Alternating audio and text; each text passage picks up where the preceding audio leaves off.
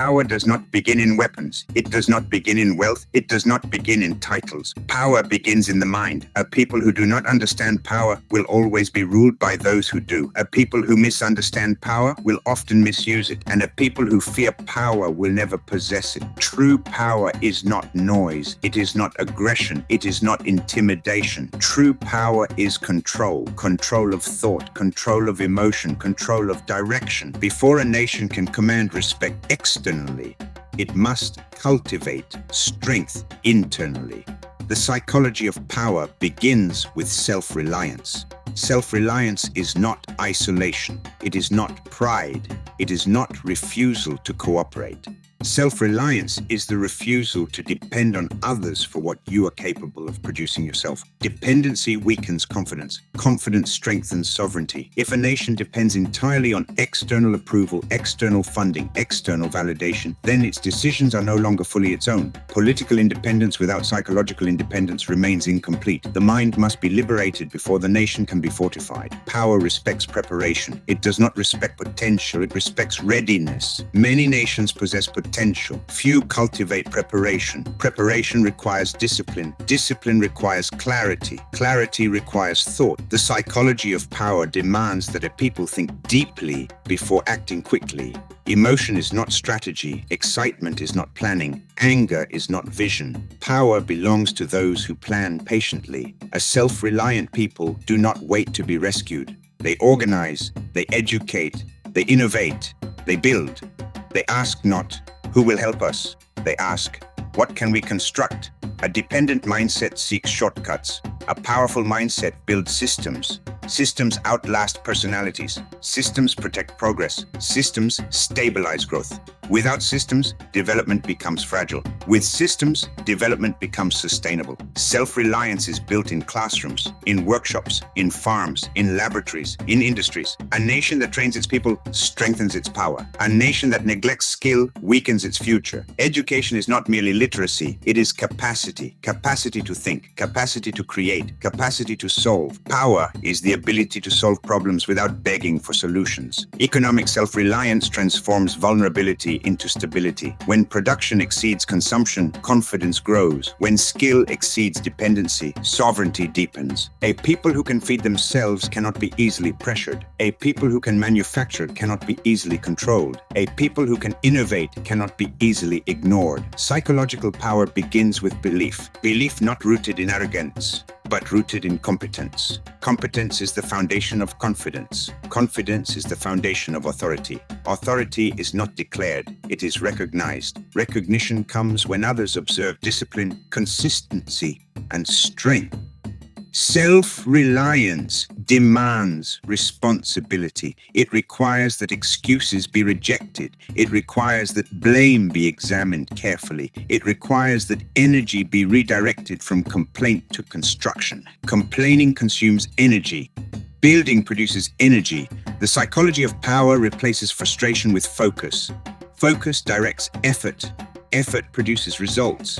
Results generate momentum. Momentum shifts perception. Perception influences opportunity.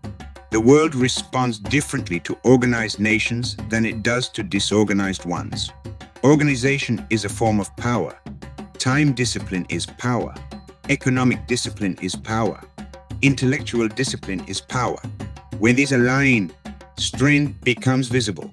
But power must be guided by purpose. Power without moral direction becomes oppression. Power without restraint becomes corruption. Power without vision becomes chaos. True power is controlled strength. Self-reliance must therefore be balanced with unity. Individual strength supports national strength. National strength protects individual opportunity. Isolation weakens. Cooperation strengthens. But cooperation must never become dependence. There is a difference between partnership and surrender. Partnership is mutual. Surrender is submissive. A powerful nation chooses partnerships carefully. It negotiates with clarity. It commits with strategy. It protects its interests firmly. Self-reliance builds negotiating strength. Without internal strength, external agreements become compromises. With internal strength, external agreements become advantages. The psychology of power requires long-term thinking. Short-term pleasure weakens long-term authority. Immediate comfort weakens enduring respect. History remembers those who endure hardship for the sake of stability. Endurance builds resilience. Resilience builds influence. Influence is quiet power. It does not shout. It does not demand. It commands through example. A nation that demonstrates competence earns respect without pleading for it. Respect is not requested. It is observed. If you wish to cultivate power, begin with structure. Structure your institutions. Structure your economy. Structure your education. Structure your governance. Structure reduces chaos. Chaos reduces trust. Trust sustains power. Trust between citizens. Trust between leaders and people. Trust between institutions. Trust cannot survive corruption. Trust cannot survive inconsistency. Trust cannot survive indiscipline. Power collapses when trust erodes. Therefore, self-reliance is not merely economic. It is ethical. It is psychological. It is structural. Ethical strength reinforces economic strength. Economic strength reinforces political strength. Political strength reinforces cultural confidence. Cultural confidence reinforces psychological independence. And psychological independence anchors sovereignty. The mind that believes it can build will attempt to build. The mind that believes it cannot will search for excuses. Excuses weaken momentum. Momentum strengthens belief. Belief strengthens effort.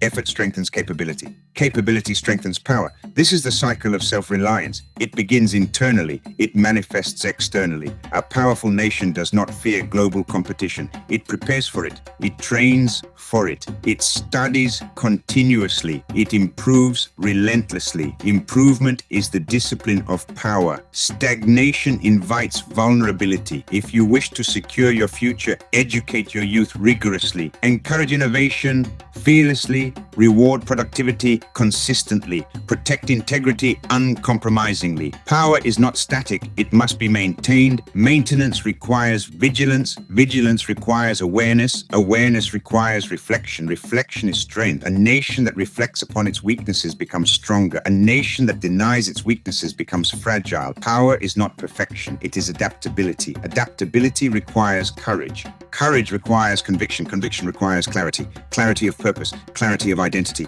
Clarity of direction. Without clarity, power disperses. With clarity, power concentrates. Concentrated effort transforms societies. The psychology of power teaches this. Strength is cultivated daily. Sovereignty is reinforced continuously. Independence is protected intentionally. Self-reliance does not eliminate cooperation. It strengthens it. When you stand firmly on your own foundation, you negotiate from strength. When your foundation is weak, you compromise from fear. Fear weakens diplomacy. Confidence strengthens diplomacy. Confidence grows from preparation.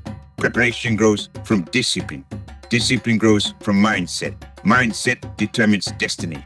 If you wish to change destiny, begin with thought. Train the mind. Strengthen the will. Clarify the vision. Commit to action. A people who understand their capacity cannot be easily diminished. A people who underestimate themselves invite limitation. The psychology of power demands belief anchored in effort. Effort transforms belief into reality. Reality strengthens identity. Identity shapes future ambition. Thus, power expands, not through domination, but through development. Not through noise, but through structure. Not through dependency, but through self-reliance. Build competence, build character, build capacity, build systems, and power will follow. The future does not belong to the loudest nations. It belongs to the most prepared. Preparation is power. Discipline is power. Unity is power. Self-reliance is power. Strengthen the mind, strengthen the system, strengthen the structure, and sovereignty will endure. The work is continuous. The responsibility is shared. The opportunity is present. Power begins within, and it begins now.